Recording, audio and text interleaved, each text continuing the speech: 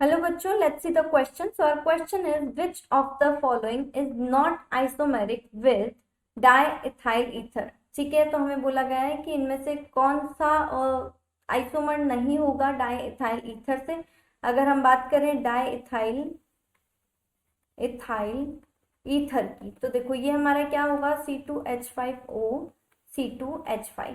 ठीक है, अब अगर हम इसमें देखें कार्बन हाइड्रोजन एंड ऑक्सीजन, यानी कि जो इसका फॉर्मूला होगा वो क्या होगा, वो होगा हमारे पास C4H10O। ठीक है, तो ये हमारा डाइइथाइल ईथर है। अब अगर बात करते हैं कि कौन सा इसका आइसोमेरिक नहीं होगा, तो देखो हम सबका मॉलिक्यूलर फॉर्मूला चेक कर लेते हैं, तो हमें पता चल जाएगा कि वो आइसोमेरिक होगा या नहीं।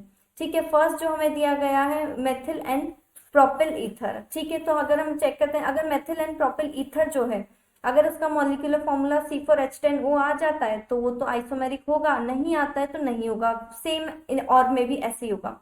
ठीक है, तो अगर हम बात करें तो देखो ये है हमारा CH3O CH2 CH2 CH3।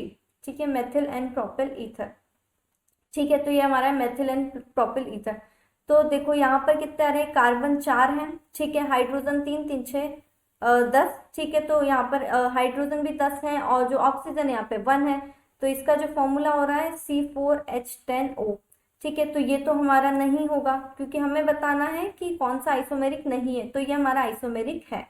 ठीक है, इसलिए अब आता है ब्यूटेन 1 ऑल। ठीक है, तो यानी कि मेथ एथ प्रॉप एंड यहाँ पर है हमारा ब्यूट।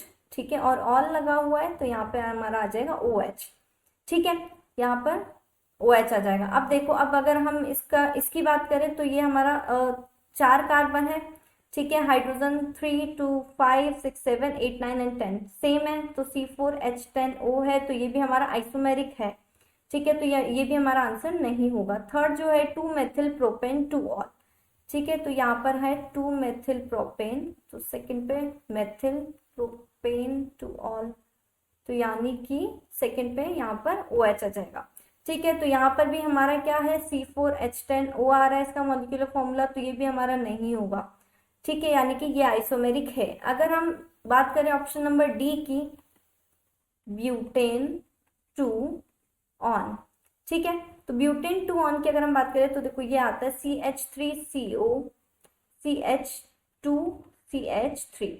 ठीक है, अब देखो अगर हम इसका मॉलिक्यूलर फॉर्मूला देखते हैं तो देखो यहाँ पे कार्बन कितने हैं, 4 कार्बन है, तो C4। हाइड्रोजन कितने हैं, 3, तो 5 6 7 8, तो हाइड्रोजन यहाँ पे 8 है। और अगर ऑक्सीजन की बात करें तो 1 ऑक्सीजन है।